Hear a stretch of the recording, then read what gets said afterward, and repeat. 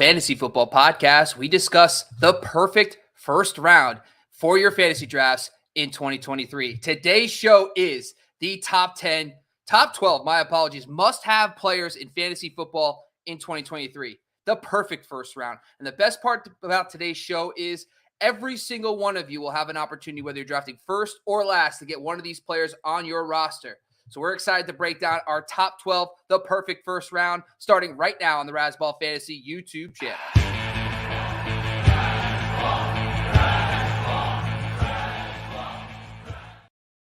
And if I were to pick a perfect man in this world, a perfect first rounder, it'd be Sky Gawasko. You can follow him at Sky Gawaso on Twitter. What's going on, Sky? You got me blushing. You throw me off right off the bat there. Jeez. I gotta get in your head. Quite the high praise. Bob, it's nice. We're switching roles tonight. I appreciate that. I get to be in kind of the co-host, co-pilot seat here to do a little back-end deep dive, but I'm excited about this, man. The first round is so exciting. Always. We all love all of these players, but when you're in the nitty-gritty, especially in that top 1, 2, 3 pick, sometimes the pressure could be a little bit higher than you want it to be there. So we're going to be breaking down all of the top 12 players, at least for both of our lists. And spoiler alert, I'm going to say we got some contentious disagreements. Looking forward to getting into those as well. Essentially, today's show, and everyone's going to say, well, duh, these guys are obviously, it's the point of today's show is the perfect first round. If your picks based on me and Sky's, top 12 players, if you were to have a perfect first round, here's how it would go 1 through 12. Me and Sky are going to be breaking that down 100%. It's going to be super exciting there as well.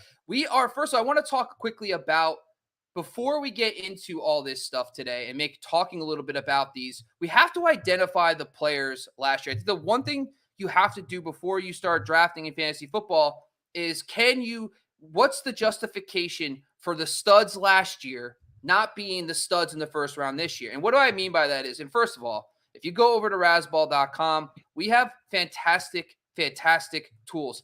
I even put together, with the help of our staff, the last 5 years of fantasy football points per game data, and you could actually see side by side what fantasy points these players have actually scored year over year. It is a fantastic tool. Go to football.razzball.com, click on the 5 years points per game data. And this is kind of what I want to talk about first, right? So when you're looking at this page, you go to 2022 and you start looking at the points per game data, you have to make a justification on where the difference makers were last year. So what I always like to do is I like to look at wide receivers, for example, okay? Cooper Kupp, Justin Jefferson, Jamar Chase, Tyreek Hill, Stefon Diggs, and Davante Adams. Those 6 receivers averaged 2 more fantasy points per game than the wide receiver 7, okay? That's difference maker. So when you go into this year, those 6 wide receivers, you have to come with a really good story why they would not be a first rounder this year. The same thing goes for running backs. So if you use the tool, you could actually type in running backs and you say to yourself, all right, who were the top running backs on a per game basis last year? Austin Ekeler, Christian McCaffrey, Josh Jacobs, Derrick Henry, and then it jumps a full point down to Saquon Barkley here. So this is a great tool. And of course, I don't even have to do tight ends, but we all know Travis Kelce was obviously that guy last year. So that gives us 11 guys. So there was 11 difference makers, 6 receivers, 4 running backs, and also a tight end last year. That was a difference maker on a per game basis. Now, my opinion is that 9 of those guys this year have to be a first round pick. But that means 2 of them are not. It's Davante Adams and Josh Jacobs. And Sky, based on your top 12 you sent me earlier today, you agree. Explain to the people why Josh Jacobs and also Davante Adams are not in your first round after being difference makers in 2022. Yeah, Josh Jacobs is, for me, I've been fading him for years, and he finally bit me last year, but I'm going to stick back on the train. We all expected Josh McDaniel to come over from New England and create a committee, which they've always had in New England. He tried to do that numerous times. Multiple running backs got hurt. Josh Jacobs got the lion's share, also had third down backs, and he had a career high in receptions, which is all great stuff, scored touchdowns, stayed healthy. All those are key. He obviously outkicked his ADP, which is great. I give him credit. I don't see it happening again this year. Davante Adams is very simple. Say what you want about Derek Carr. Jimmy Garoppolo is not Derek Carr. Jimmy Garoppolo is hurt anyway, coming in, new system. I know he has history with Josh McDaniel, but that's from years ago. I don't love this for the offense in general. Davante Adams is phenomenal, probably still top 15, right? Maybe week 1 upside, week to week, depending on his scoring. But I don't see him being the OG Davante Adams we've all known and loved. So for me, in my top 12 at this point, neither one of them is in there. Davante's in my top 15, spoiler alert, but Josh Jacobs is not. So I want to talk quickly about the amount of targets last year that Davante Adams got. He got an insane amount. It's almost an unattainable amount year over year. Okay. So I just took a look over the last decade or so. How many wide receivers have gone over 170 targets in a season and how many targets they had the following year? So in my sample size, there's about a dozen receivers that hit that 170 target threshold. On average, and first of all, I know I'm going to say 16 game pace. All these guys were prior to the 17 game pace change. I have to be very clear when I say these things. So I'm going to say 16 game pace. But those guys who got over 170 targets, on average, the next season, the 16 game pace, they lost 34 targets. So these guys, these elite target guys, they average about 2 points for every target, 2 fantasy points. So if you just take those 2 points off Davante Adams, he falls right into CeeDee Lamb and A.J. Brown's lap like this. Hey, how you doing? And I just think that last year when you look at the perfect storm that was Darren Waller's injuries, Hunter Renfro's injuries, it was basically Matt Collins and Davante Adams. And I think Jacoby Myers is a reliable weapon. I think Hunter Renfro, we forget that he just 2 years ago was a borderline wide receiver 1. I think that Davante is going to have a little more competition for targets this year, which is why I have him outside my top 12. But just like you, man, I still have him in the top half of the second round. I think that he's still a stud, so I'm all in there. All right, go ahead. I was going to say certain players just differentiate themselves as individuals. Josh Jacobs, in my opinion, does not do that. He was a product of the situation with the Raiders last year, and he benefited from it. Davante Adams, I think, can get himself out of the mud more so than most other players, but I don't see him returning to where we like to see him. Yeah. All right, let's get into it. Now, that's enough. That's enough of this. You know what, Davante and Josh, you should have done better. You should be in the top 12, but you're not. I love Davante so much. I know, of course, it's terrible. It's a horrible take. I actually had a great take on him a couple days ago, last week, about why we shouldn't fade him completely. But anyway, enough of that. Let's talk quickly about the first pick. And so in our perfect draft, this is really important. Now, I know a lot of us talk about ADP right now. If you go to razzball.com, we have a consensus ADP tool that gives you 6 different sites collective ADP. And the best part about this tool, you could download it, you can manipulate it any way you want. If you want to just filter on the type of platform you're using, so go check it out on razzball.com, the consensus ADP tool, all in one place for you. So it's fantastic. According to our consensus ADP, Justin Jefferson is 101, and you actually agree with that assessment. I actually have CMC, but explain to us why you think Justin Jefferson should be the 101 in 2023. Yeah, first off, no hate to CMC. He's my boy. He's a Niner now. I love it. JJ, though, I think has changed the wide receiver position, and it's the opportunity. You just talked about wide receivers that have 170 plus targets, Bob. He had 184 last year, so he outpaced everybody at the wide receiver position in targets, led the NFL in targets, red zone targets, 9th and deep targets. I think that happens. He gets a few more of those this year. Also, Dalvin Cook off the team, Adam Thielen off the team. They do have my boy Jordan Addison coming in, who should do well as a rookie, but he's a rookie. Justin Jefferson had double coverage all year last year. Didn't matter. Kirk Cousins love him. If you watch the Netflix documentary, not a sponsor, then I think you've noticed their relationship there and how they play. So I really appreciate that. Also, when you're looking at the number 1 slot, you're looking at big play potential. Obviously, Christian McCaffrey can do that for us. That's why we pick him in the top 1 or 2 every single year. But for me, Justin Jefferson can still go up, which I think is a bit insane to think about. He has 20 more targets every single season, from 88 to 108 to 128. So let's get him to about 150 receptions this year, maybe 200 targets, which is massive numbers, but possible. And he's increased his yardage by 200 every year as well. Chasing that Calvin Johnson 2,000 number, I think he can get. And for a wide receiver of his magnitude, talent, star-studdedness, his career high is 10 touchdowns. Last year, he had 9. If he starts getting anywhere close to where Davante Adams had been, or that top wide receiver number of 12, 14, 15, 18 touchdowns, he's far and away the number 1 option. And for me right now, he's going to take that number 1 slot for me, especially in a full PPR league. Now, Justin Jefferson is the safest pick. I think if you are not a psycho, you probably should take Justin Jefferson. I agree. It's just that I am a crazy person. And so I've decided that CMC is not just a gut feeling either. It's about how he produced with Shanahan last year. The other aspect of this too is like there is growing optimism about Brock Purdy. And the one thing I love about Brock Purdy was that he was efficient, but he's kind of works within the confines of the system. And I don't want to call him a system quarterback, but this guy got delivered the football. He got to his playmakers. And last season, CMC, by the way, who just got plopped into the offense halfway through the year, if you just isolate the games where he played 50% of the snaps, he averaged 23.3 PPR points per game. That would have been number 1 overall last year. That's a guy off basically coming from a different team, a different system, and learning on the fly. Now, Elijah Mitchell, by the way, already hurt. And just how it is with him. Debo and the other aspect of this that was key was that CMC became the number 1 option in the red zone last year when he was with the 49ers. And sometimes fantasy football should be easy, guys. If you were to tell me, if 3 years ago, if I said, what coordinator and running back would you want together? You would probably all say CMC with Kyle Shanahan. And that's what I feel about it. So that's why I'm going with him at 101. He's the only guy in the last decade to get over 25 PPR points per game in a season. This is like an unprecedented player. So I'm taking a shot on him, and that's why I have him at 1.02. Let's jump down to the second pick.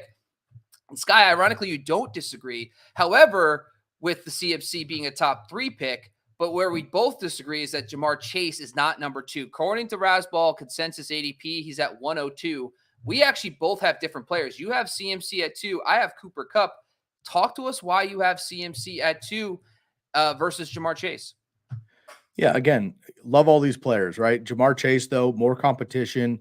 I love Joe Mixon. I talked about that in our last show. I just did a write-up on him that'll be dropping on the website here shortly. So I love Joe Mixon this year. The offensive line getting back and healthy again. Also, still T. Higgins developing one more time, and the ghost of Tyler Boyd as well. Love Jamar Chase. Separators at this level are minimal, but I think Christian McCaffrey is that guy. Christian McCaffrey is maybe my number 1 by the time I draft.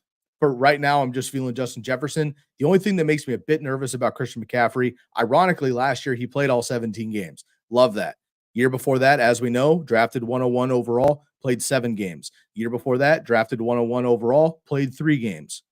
Thankfully, he did play every game before that in his career as well. So we can't predict injuries, but he's got a bit of a track record. And unfortunately, and I know this better than anybody here as a Niner fan, the 49ers are just cursed at running back position. I hate to put that on him or anybody else, but it is just the facts of the last 5 years. You just said Elijah Mitchell's already hurt, right? Jeff Wilson, Raheem Mostert have left the team, and they've been more healthy somehow off of the 49ers for the last year or two. So a bit nervous about that. So I like JJ at number 2, but obviously Christian McCaffrey is a fabulous consolation prize if I miss out on JJ somehow. Gotta tell you, JB's daughter wants to know if those bananas are fresh. Just at this point, if we don't bring up JB's comments about your food products in your kitchen, which is the best background in fantasy football in 2023, bar none. All right, let's get back to the top 12. And so mine's Cooper Kupp. When you look at the Rams, it's Matthew Stafford, by the way, is still – I think in the fantasy football community, we all know that we're not interested in a aging, relatively late 30s, non-mobile quarterback, right? With kind of a depleted weapons around him for fantasy football. However, this idea that Matthew Stafford isn't still a top 10 to 12 quarterback in the NFL is absurd. This guy is an absolute stud. We just saw it 2 years ago. His first year with Sean McVay, the guy drops 40 touchdown passes, was an athlete, an awesome quarterback. Now, last season, the Rams kind of had a little bit of a hangover. They won the Super Bowl. They were kind of like, hey, like the team is expensive. They started gutting everything. The Rams offensive line left, and they were a disaster, okay? So the one thing that wasn't a disaster was Cooper Kupp, okay? Cooper Kupp last year, weeks 1 through 8, before his injury that took him out for the rest of the year, averaged 25 PPR points per game over 8 games. That means over a year and a half, this guy averaged 25 PPR points per game over a 1.5 year span. No one over the last half decade or so has touched that over that long of a period. Even CMC had his big peak year Then he got hurt, whatever. But Justin Jefferson does not have that upside. Now, I know a lot of people are going to talk about age, him getting older, Stafford's injuries, the banged up offensive line. I'm sorry, but I just believe that Sean McVay did not come back. Matthew Stafford didn't come back if they thought they were going to run into the same exact issues again this year with the offensive line. This coaching staff's too good. The offensive scheme's too good. And we just saw it just a few years ago in 2019 when the Rams had that dip after the Super Bowl run the previous year. They had, they had the dip. They lost to the Rams, right? Or something like that. What was that? No, that's who the Rams lose to again? Patriots, right? Yeah, whatever. Yep. Anyway, my point is that Cooper Kupp gives you a different level that not even Justin Jefferson has gotten to. And Justin Jefferson just last year had the target share to get to that level, and he did not. And the reason why is he didn't have Matthew Stafford.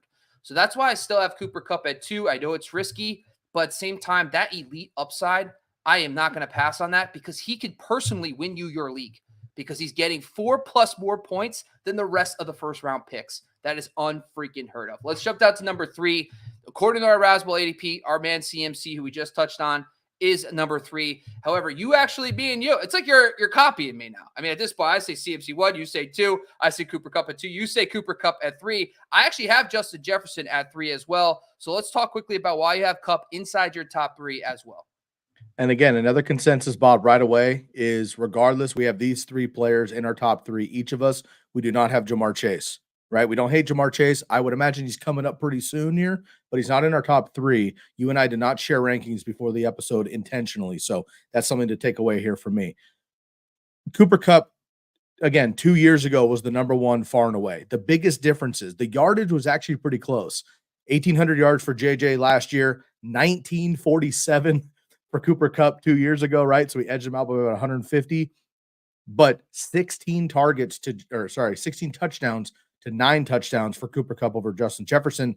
Again, if Justin Jefferson can get up into that double digit 12, 15, 16 touchdowns, he has Cooper Kupp numbers, but those touchdowns obviously inflate those total fantasy points. So no hate on Cooper Kupp. I love him. Another issue, I'm going to give him the benefit of the doubt because we thought we lost him a couple years ago when he tore his ACL in 2018. He came back with a vengeance, and I feel like people think that Cooper Kupp kind of came on the scene a year or 2 ago with Matthew Stafford. Since he came in the NFL and PPR leagues, he's been a top 5 wide receiver twice, top 20 2 other times as well. So he's in there, and when he's healthy, I like Cooper Kupp a lot. But this preseason injury coming off a season-ending injury, he should be healthy by week 1, but I don't love that. He is getting a little bit older, so that's going to just knock him. Again, Bob, we're talking top 3 here. I don't want to be dramatic, but when I'm talking about CMC and Justin Jefferson and Cooper Kupp, Cooper Kupp falls just a couple of tiers, but still in my top 3. I love him to death, but JJ would be my first wide receiver off the board. So I have to address why I have Justin Jefferson 2 spots lower than ADP. So I just brought up a stat about Davante Adams, and I talked about how these elite target getters have a drop back. Justin Jefferson also falls into that. Now, I do agree that he's the safest pick. And honestly, if someone takes him at 101, I don't think that's a bad thing at all. You have Kevin O'Connell coming back. They have a lot of continuity on that offense. Kirk Cousins back. I like that a lot. Pretty much their offensive line is intact as well. But here's the stats that you know what's funny? I have these notes pre-show, and then I forget about the notes. So I did the intro, and I was like, oh, yeah, there was a certain amount of players. I literally have the numbers in here. Okay, so there was 14 wide receivers that saw over 170 targets since 2011, okay? Like I just brought up earlier, they lost 2 targets per game the next season over a 16-game pace, right? Now, there was 7 wide receivers to get 150 targets. I think Justin Jefferson is not going to fall off that much. But even the guys who made it to 150 the year after that elite target season, they lost about a target a game. So if you just apply Justin Jefferson's fantasy points per target to his average from 2022, he loses those 2 points and he falls back towards guys like Tyreek Hill and Stefon Diggs instead of moving forward to get into that top 2 with guys like CMC and Cooper Kupp. So that's why I have him at 3 versus number 1 like he is in ADP. Let's jump down to number 4. Our 1.04 here is currently the Austin Ekeler. You actually agree with ADP And I actually have Jamar Chase at 4. So let's talk quickly about why you agree with ADP that Ekeler is a top 4 player again in 2023. Yeah, I love Austin Ekeler, obviously. Nobody has scored more in the NFL than Austin Ekeler over the last 2 seasons. He scored 20 touchdowns 2 seasons ago, and people were saying that he couldn't, obviously we're gonna have regression there. He can't repeat that. He didn't. That was true. He only scored 18 touchdowns instead. He was the number 1 running back in PPR formats. He had 100 receptions for the first time in his career. He had 18 total touchdowns, as I mentioned, and he almost had 1,000 yards rushing as well, 915, and played a full season. So he's a small running back, right?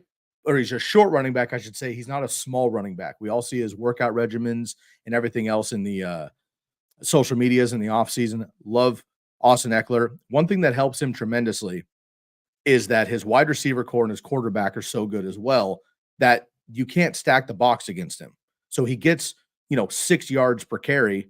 And then if you start pulling it up, then he can just flare out to him as well. And he's a machine in the red zone also. So for me in the top 4, again, I want a running back that gets ultra touches, 200 attempts running the ball, another 100 receiving. That's 300 touches with open space and touchdown ability in between the 20s, third downs. And you have him also in the red zone as well. Austin Ekeler, if it wasn't for Christian McCaffrey, he would be my number 1 running back. I'll put it that way.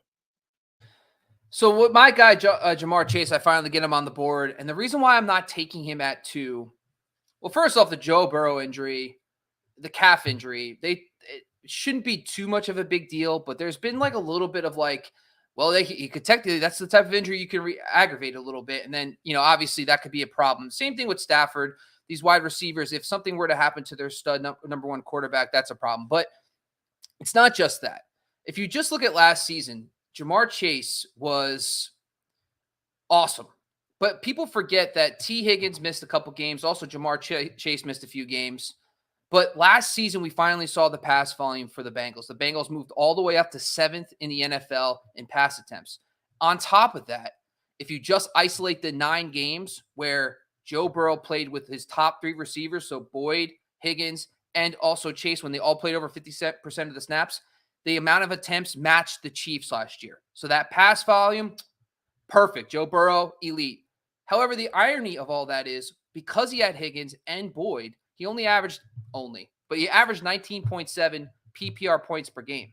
So when you have all those guys on the field, I think Joe Burrow could take it to another level. He was at another level. He was at Josh Allen and Patrick Mahomes' fantasy levels last year when he got that pass volume. However, Jamar Chase didn't go up either. It's like he didn't take it to another level because he has 2 other really good receivers.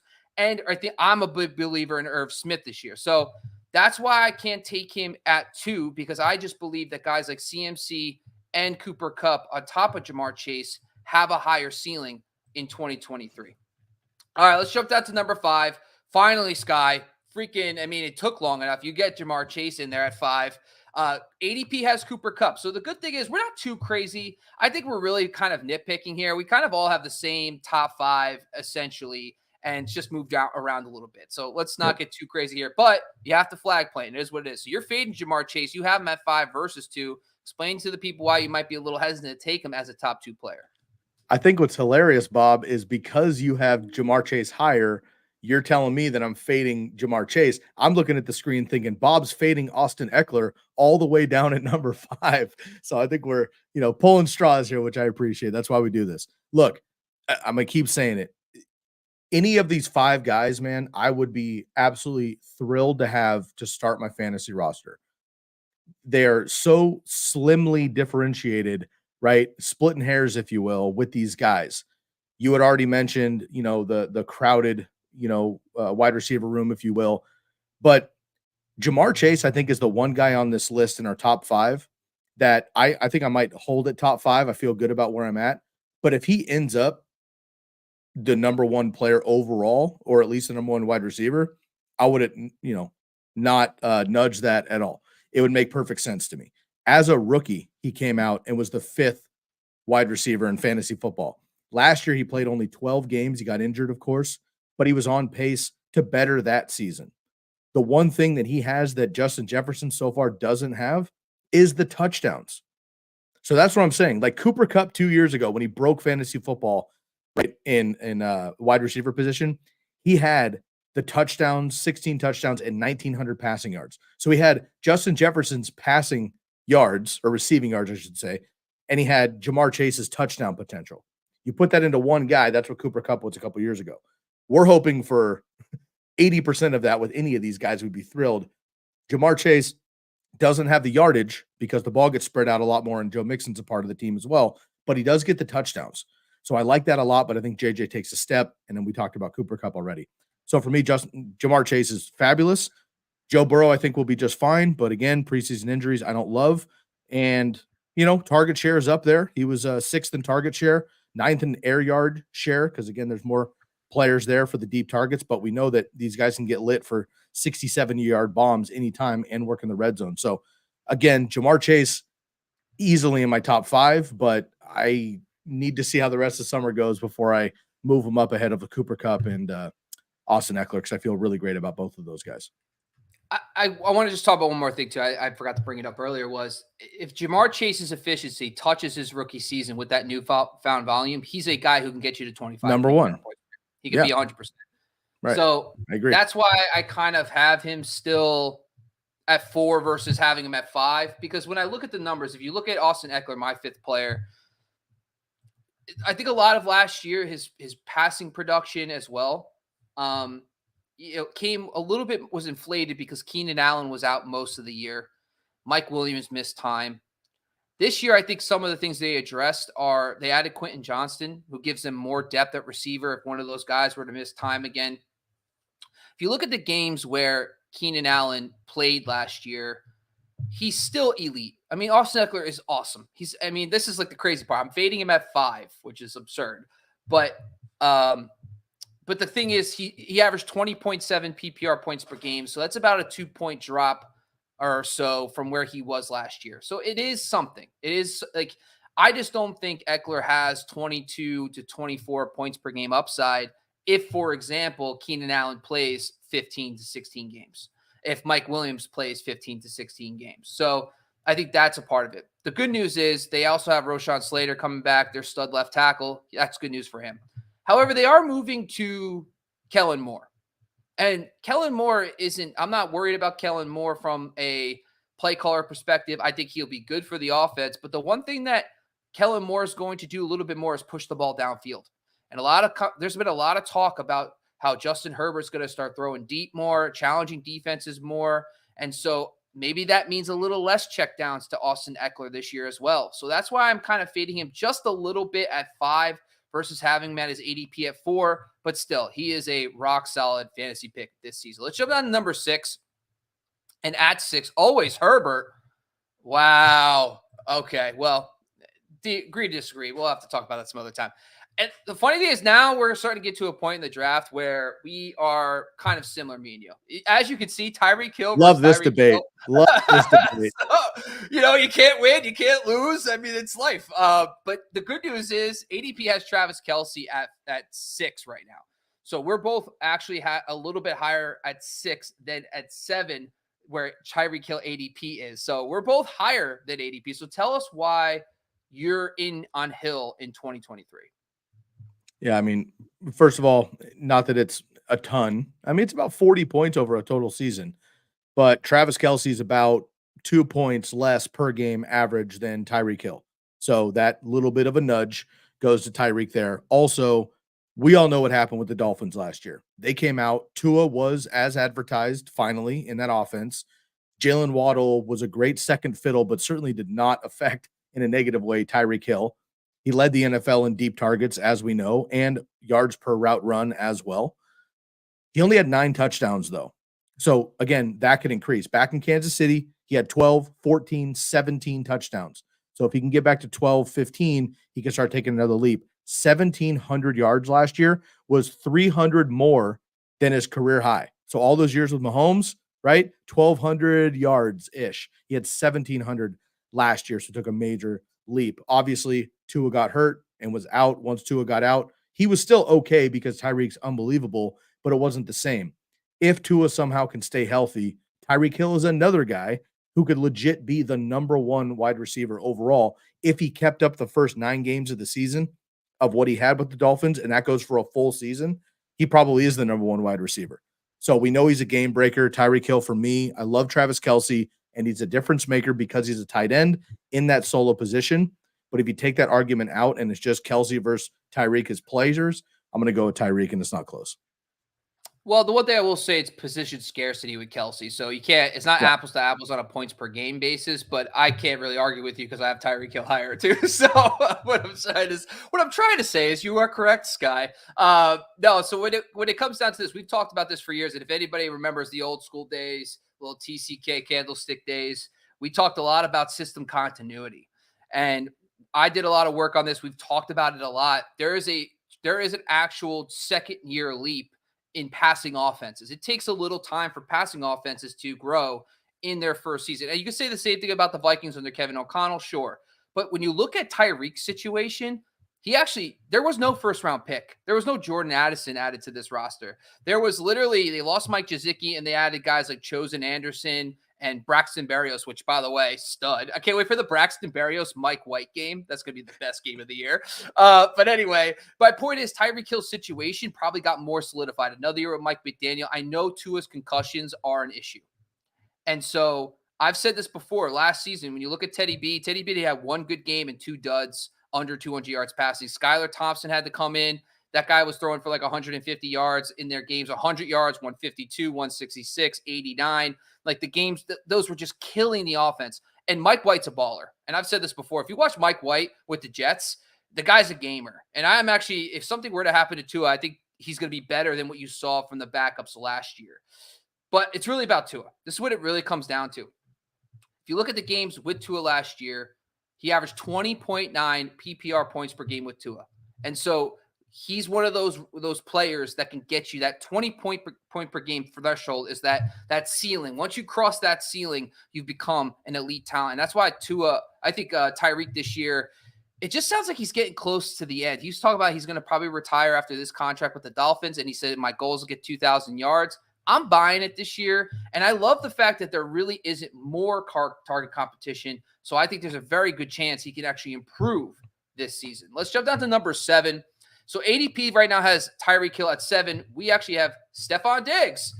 Look at us, Spider-Man memes right here, folks. But we both have Diggs higher than ADP. Right now, he's at 9th overall. So why are you higher on Stefon Diggs in 2023? Yeah, first of all, I'm going to throw out the Diggs, Josh Allen beef over the summer. Not worried about that at all. Think they're going to be just fine.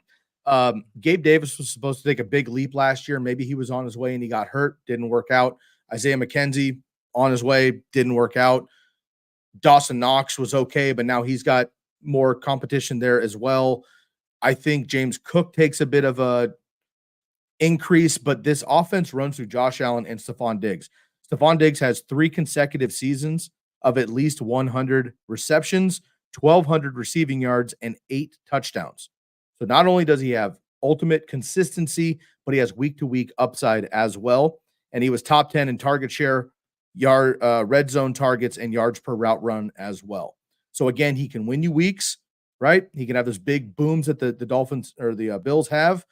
He might have a dud or two. That's my only knock. And that's why he is kind of in the second tier here of the top wide receivers for me, because every once in a while he has 8 targets for 4 receptions and 40 yards.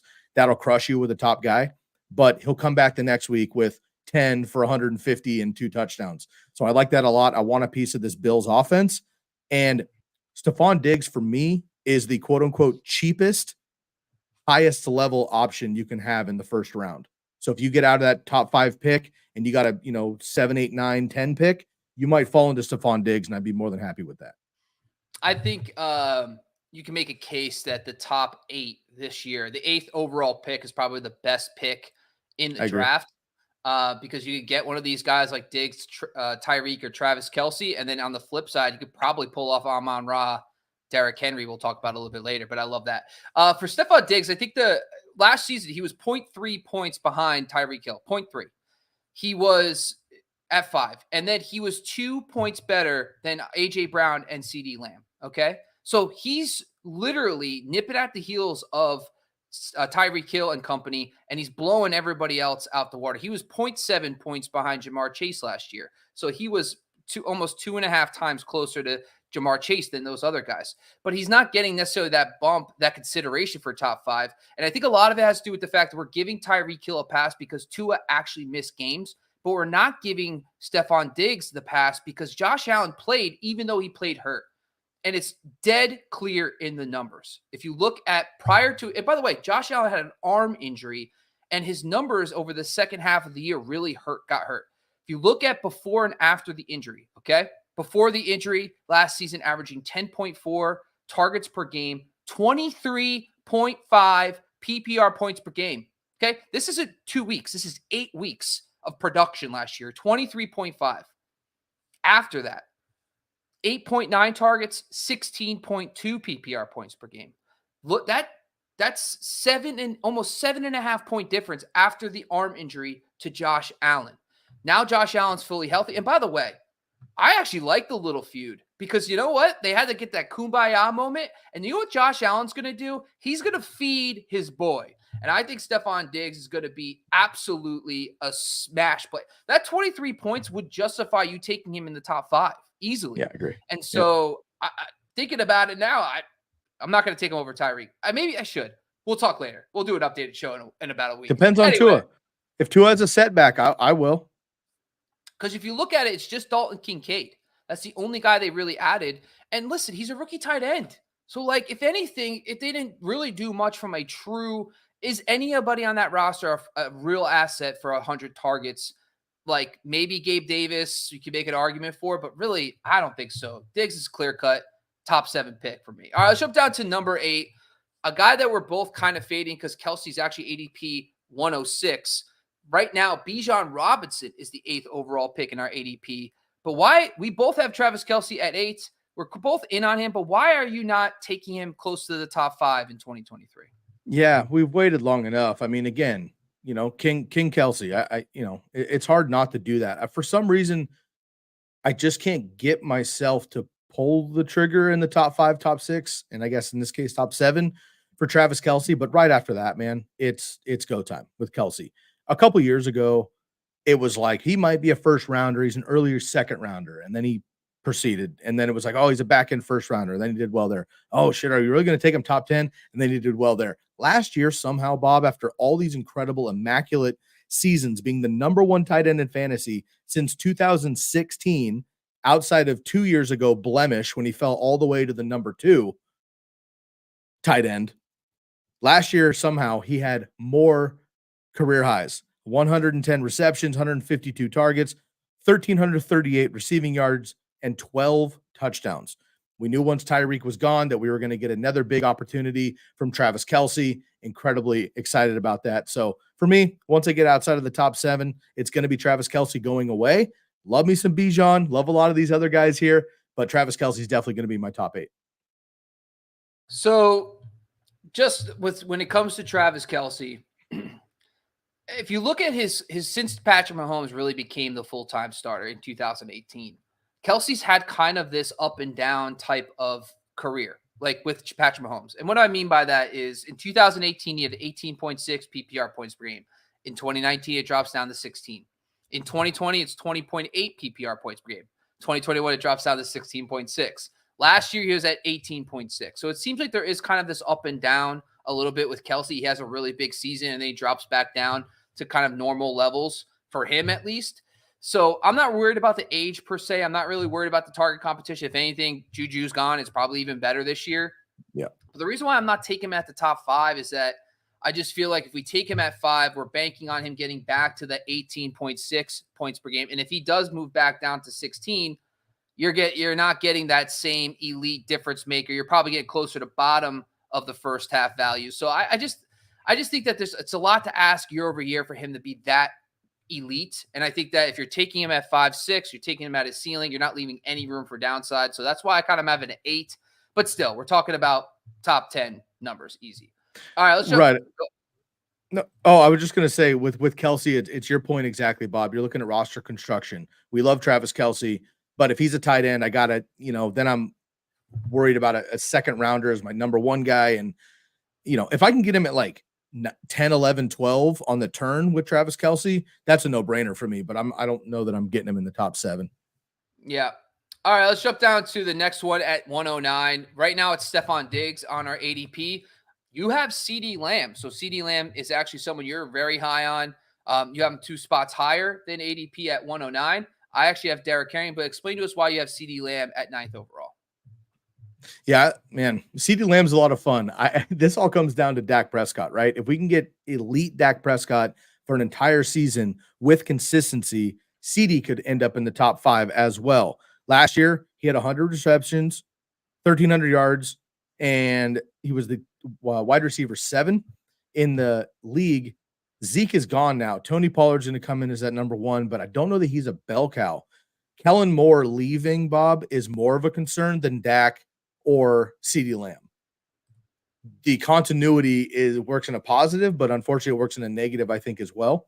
We go back to Mike McCarthy-led offense, and that's going to be run, pass on third down. A little bit concerned about that. I love CeeDee Lamb, but he's got to be, top 10 pick for me. He's not going to be top 5. So for me, I'm okay to take it because I love the upside and I love the weekly opportunity there, but he's not going to be a top 5 guy for me, unfortunately. In a PPR league, he takes a bump, obviously, but otherwise I might be looking at other running backs here in half or maybe even standard leagues.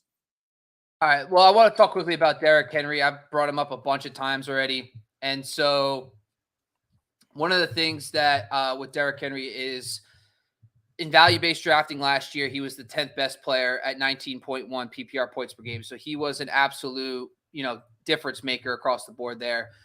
Vegas win totals, by the way, 7.5, which is right around where they were last year at 7 wins. And I think D-Hop really should help them continue to stay very good for wins versus losses. And why is that important? I brought this up a bunch of times. Derrick Henry is a much better player in wins, averaging over 22 fantasy points in wins. So I think at this point, that's why and there's not much from that standpoint where I feel like I'm going to be fading him too much because I think that if anything, they're going to be better this year. I think that with D-Hop there, these are going to be more opportunities to win. Now, the offensive line is a little shaky. They were 18th in adjusted line yards last year, so I think that could really hurt him overall. But I think from my standpoint, I'm just going to keep I think what I'm going to say is that sorry, just give me 1 second here. But yeah, basically what I'm thinking is that their offense is going to be just as dominant as where it's been in the past. And so that's why I'm going to keep him there as well. Let's jump down to number 10 here really quick. And let's just talk about 110, which is Amon-Ra St. Brown versus Saquon Barkley. Right now, today, Saquon Barkley's at 110. You actually have Amon-Ra somehow higher than me, which is just complete bullshit at this point. But yeah, so tell us why you have Amon-Ra all the way up at 110. Yeah, I had to steal your thunder somehow. And I'll just to go ahead and address it because obviously it's not stopping. So we have a handful of bots in the chat. Sorry for anybody that's catching the vulgar language. That certainly isn't us. That's not our team. We don't condone any of this behavior. For some reason, they're attacking our channel right now. So for those of you on YouTube that see our comments popping up, we're doing our best to delete them as quickly as they come up. They're unfortunately quite heinous words, and they're very distracting to us. So hasn't been a problem. Hopefully won't be moving forward. So we apologize for that. Jamie, we appreciate you being on standby there, helping us out with that. But just want to address that quickly, man. The nature of the internet, unfortunately, but we're here to talk football and we're excited about that. But I apologize for anybody who is unfortunately maybe offended by anything coming through our chat. So we apologize about that. Let's talk about Amon-Ra St. Brown, man. Very excited about this kid. Watched him at USC. Again, I'm a Pac-12 guy, so I got to watch him a bunch. I'm really excited about that. This is a dude who I might get burnt a little bit. The Lions have a lot of mouths to feed. The Lions want to run as much as they possibly can. But last year, Jamal Williams had an incredible career year, obviously broke the Barry Sanders Lions record for touchdowns and did all that. Amon-Ra St. Brown missed out on an expected 7 touchdowns because he was tackled within the 1, 2, or 3 yard line on plays, or they missed him in the red zone. If he catches those 7 touchdowns, right, all of a sudden, he's probably a top 5 wide receiver, and he already had that clout from last year's opportunity. He was wide receiver 7, and it felt like he had room to grow, which I love. And we keep talking about it, touchdowns here. Only had 6 touchdowns the last 2 seasons for Amon-Ra, but he had 15 more receptions, which I love, 35 more targets, which is exactly what we want from our wide receivers, taking that second-year leap, now the third-year leap, and he's got 1,300 yards more as well. So for me, Amon-Ra St. Brown is a guy kind of on the outside in ADP looking in, but for me, he's in my top 10, and I can't put him above those other studs, but I'm very confident and comfortable keeping him in my top 10. So Amon-Ra St. Brown, I'm expecting a big season. And what's most exciting about this, Bob, is I don't have to pick him at number 10. I could pick him at 15, 16, 17, probably in the second round, right? So you just talk about get Travis Kelce. Well, maybe I get Amon-Ra St. Brown, as you mentioned. Very excited about that. For me, he's actually in the top 10 matter, though. Yeah, so we're gonna finish up at 110 here and just kind of finish up on Saquon Barkley and why I still think I'm gonna take him at his ADP. So when you look at last season, if you look at he's one of the very few guys that over the last X amount of years have really shown that he could be an elite. I mean, just his rookie season was 24 PPR points per game. There's not a lot of guys in the fantasy industry that can do that. So I think that you have to take him seriously, especially going into the second year in Dayball scheme. Daniel Jones and all that getting better. This offense should get better. But if you look at, for example, last season, 17.6, he was the next guy essentially down in flex value-based drafting. He was 14th overall. One of the keys, though, is he's probably going to get more opportunities in scoring position. If you look at last season, he was 4th in the NFL in rushing carries, but he was 14th in red zone carries. Now, he was top 5 in, for example, in carries inside the 5, which is great. But I just think overall this offense should really improve, which kind of gives him a nice floor. I think last year is kind of that seeing him play again at the same level is probably realistic. But I personally think that there is another level based on the talent he is that he could make it probably closer to top 5 by end of season. All right, folks, that's all we got for today. That was basically our top 10 must-have players for 2023, the first round. We will definitely jump back in and get more of these over to you before the end of the year. Make sure you follow us across the board at Razzball Fantasy on YouTube, IG, and TikTok. And, of course, make sure you jump over to razzball.com. I want to thank my co-host today, Sky Gawasco. Once again, we are out of here, folks.